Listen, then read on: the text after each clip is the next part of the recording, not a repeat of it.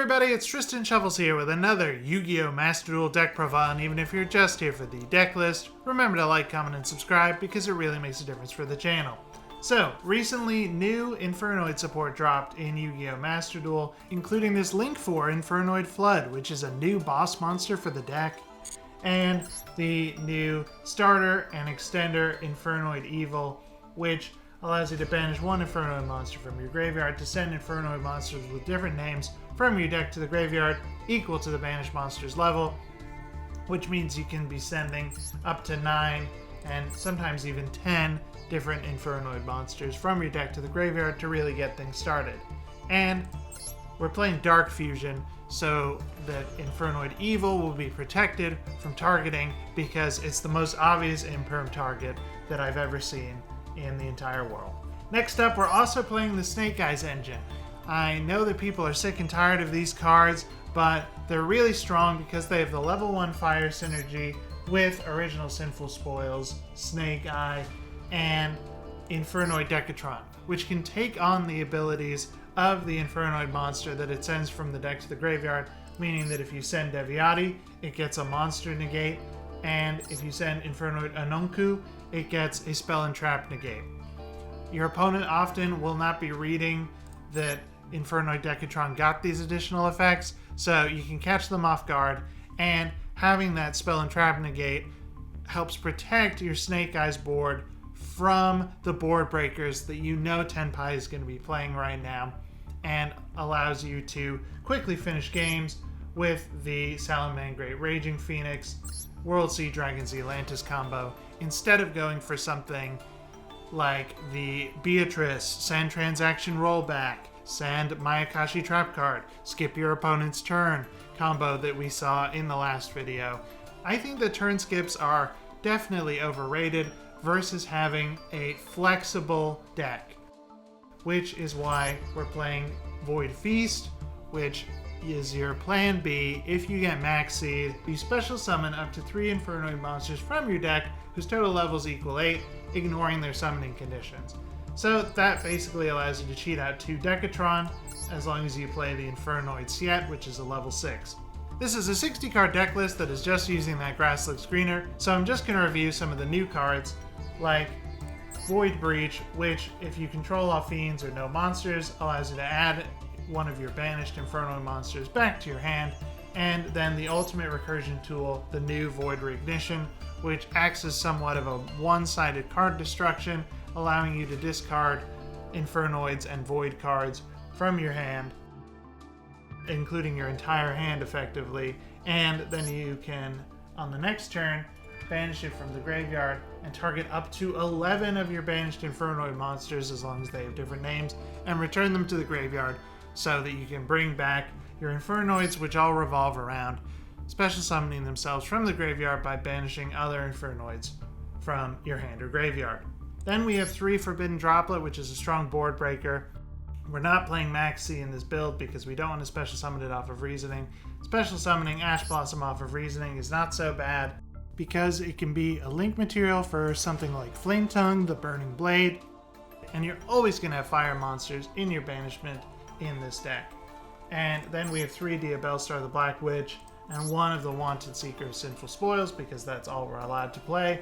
For the extra deck, we've got Infernoid Evil, which I talked about already, Elder Entity Natis, which you can send off of the Infernoid Tiara, which is a bit of a boss monster for the deck. You can summon it with Void Imagination, sending all the materials straight from your deck to the graveyard going second, but that's an obvious Ash Blossom target, so watch out for that. Then we have Typhon in case you get stuck, Link Karibo to link off level 1 monsters and dodge targeting on Infernoid Evil or the Snake Eye monsters, depending on what kind of board you're setting up.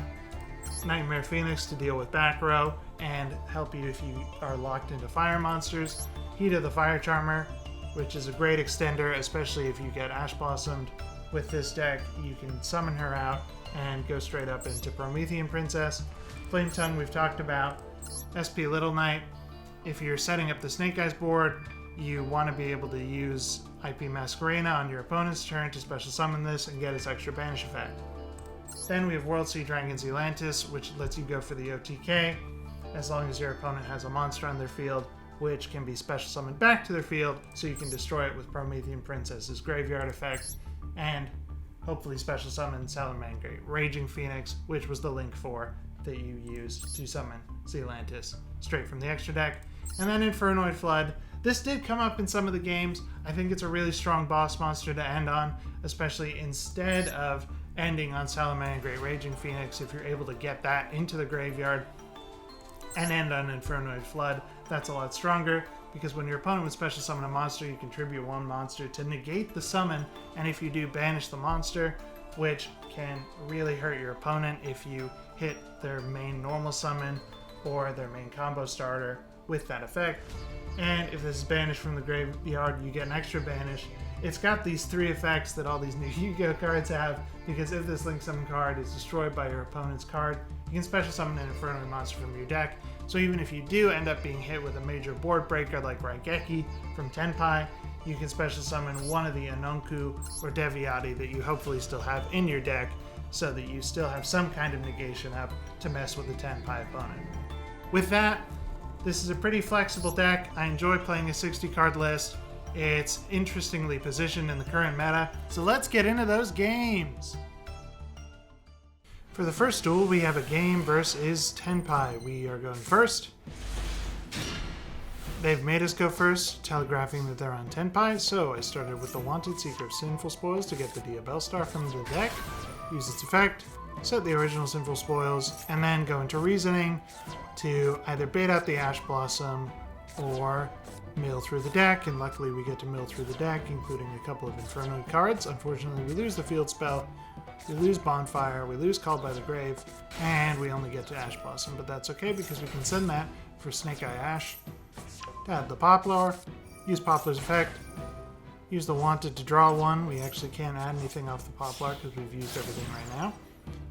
Use Linkuriboh, bring back the Poplar, send it for Snake Eyes Flamberge, link those off into IP Masquerena to get the Flamberge effect, bring back Poplar and Snake Eye Ash from the graveyard. Now we can add the OSS because we added it back to the deck we wanted, bring out Promethean Princess, banishing everything we need to bring out Anonku while we have a low enough level count on field.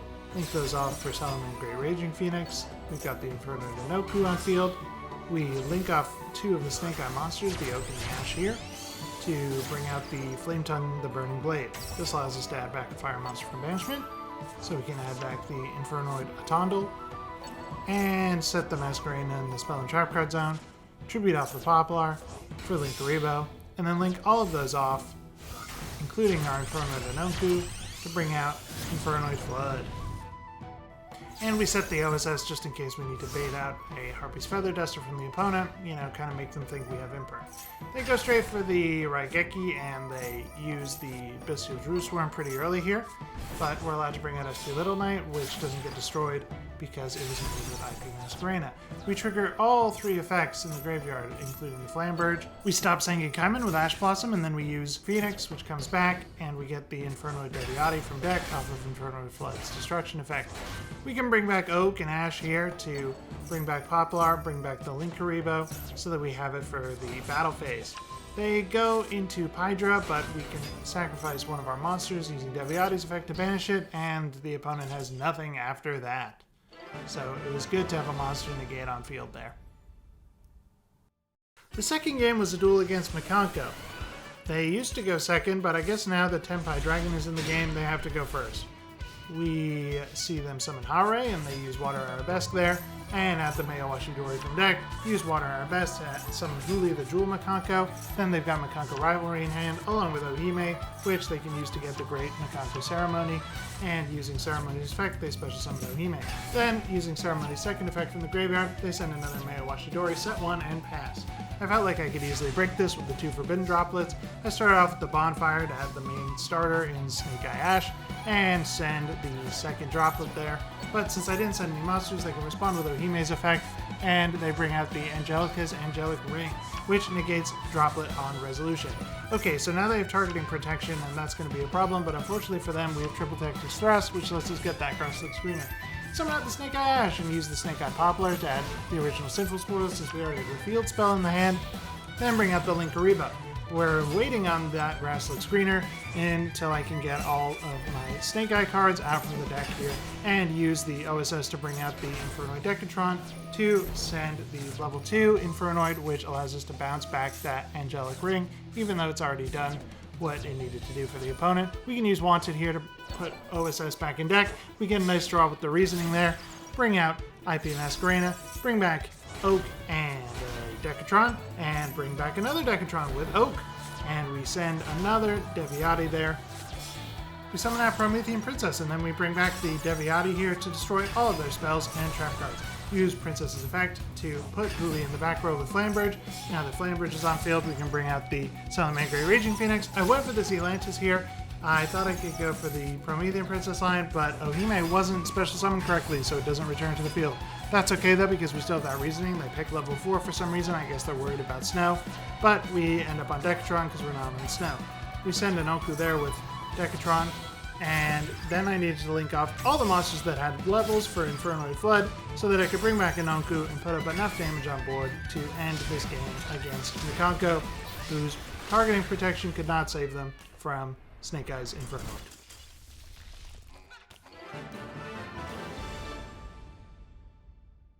Alright, so Mikanko might not be the strongest deck in the meta right now, but Snake Eye's Fire King could be the strongest deck, so we are playing them in this duel. They go first and summon the Snake Eye Ash, which I can negate with Infinite Impermanence. They don't have Kieran to dodge that, but they have Fire King Sanctuary, bring out Fire King Island, and extend further by destroying Arvada in hand. They use Sacred Fire King Garunix, use its effect to destroy the Ulcanix, bring out the original Garunix, and then link all of those off for Promethean Princess. They bring back the Snake Eye Ash and use its effect to bring Oak into rotation. Then they send Oak and Ash to bring out Snake Eye Flamebridge. They put the original Garunix in the back row, which I'm not so sure about, but maybe they thought it would be destroyed by a spell or trap card or something. Anyway, they bring out SP Little Knight, which I think is a little early because they could have gone into Masquerena, but maybe they were worried about materials. We start things off with Wanted, and they have Max C. That is going to be tough to deal with, so we have to go for a much safer line here, where I use Void Imagination to send all the materials I need to get the Infernoid Tiara out onto the field. They immediately go to pop it with Promethean Princess, but we can send cards from our extra deck, including Entis and Infernoid Evil. We chain block to get Infernoid Evil's effect, and use Entis to destroy the Fire King Island, which destroys all their monsters on the field. They are still able to activate Silent Man Grey Raging Phoenix from the graveyard there, but we have an Onku, so we can just destroy it again. They destroy it with their own Fire King, High Avatar Kieran. Anyway, they bring out Ulcanix and then destroy an Onku, but we have Deviati and enough cards in the grave, so we can destroy their spell and trap cards, which baits out their Fire King destruction spell, and we can set Void Feast and pass, which I'm pretty confident about because they only have 3 cards in hand, and Void Feast puts up 2 negates and 1 interruption here, because we can send with Decatron number 1, send with Decatron number 2, to send Deviati and an Onku to have spell and trap card protection and monster effect protection. I need to banish that Garunix ASAP, otherwise it's going to destroy everything. Whoops! And I can banish the Kieran here to prevent them from destroying any other Fire Kings in their hand and triggering those effects. They have to end on Legendary Fire King Ponix here, but we can draw into an Ash Blossom, which is pretty useful in case they have the second Maxi. Anyway, we use Siet to banish the Infernoid Evil and get its search effect once again, and we can use Set's effect to banish from their graveyard, and they prevent destruction with the Fire King Skyburn. After bringing out Deviati here, we can bring back our banished Infernoid monsters with Void Reignition, returning them all to the graveyard, special summon the Diabellstar, and we finally sent that Flamebridge from hand. And they have Nibiru, but that's no problem at all because we can sacrifice Deviati to negate that effect and banish it. Then we go into Heat of the Fire Charmer. Since they have so many fire monsters in their graveyard, I decided to just take Promethean Princess, use its effect to bring back Flamebridge, put Ponix into the back row so that it's not destroyed, leaving the opponent wide open for direct attacks from all 4 of my monsters, ending the game from there. Infernoid is the clear winner of this Fire versus Fire matchup. Here's the deck list one more time, and luckily I was able to show off what each of the new Infernoid cards can do in those 3 duels. However, this deck still bricks a lot of the time when you find yourself just drawing Infernoid monsters without the fusion spell. You can compensate for this somewhat by replacing the 3 copies of Ash Blossom and Joyous Spring with Monster Gate so that you can mill through your deck more consistently, but I wanted to play this version of the deck that's slightly safer against Maxi, where you can always fall back on the Snake Eyes combo if your Infernoid monsters are disrupted in some way. And I think the synergy between the Infernoids and original Sinful Spoils is too good to pass up on. That'll do it for this video. Remember to like, comment, and subscribe if you haven't already, and I'll catch you all in the next one.